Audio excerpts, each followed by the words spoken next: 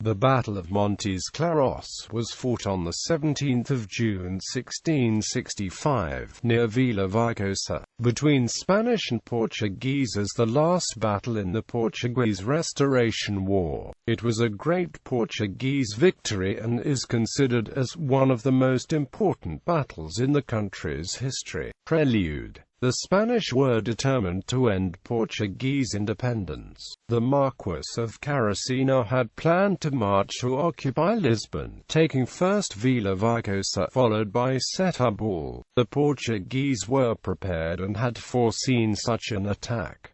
3,500 men were moved from Trás-os-Montes in the north to Alentejo in the south. A further 7,800 men came from Lisbon, under command of Antonio Luis de Meneses, who had beaten the Spanish in the Battle of the Lines of Elvas. 6 years earlier, Carracena's army moved into Portugal. He first took Borba without resistance, after it that had been abandoned by the Portuguese. He then moved to Vila Viçosa, that was well defended and offered a stiff resistance to the attackers. Meanwhile, the main body of the Portuguese army had set itself in motion towards the besieged city, but it stopped in Montes Claros, halfway between Vila Viçosa and Estamos. Carracena, informed of the approach of the Portuguese army, gave immediate orders to march towards the enemy. Battle. The Spanish cavalry attacked in great numbers, and opened breaches in the Portuguese infantry lines. Then they were met by hails of artillery fire and had to withdraw. A second Spanish cavalry attack again caused many casualties in the Portuguese infantry lines, but again they had to withdraw with considerable losses due to artillery fire.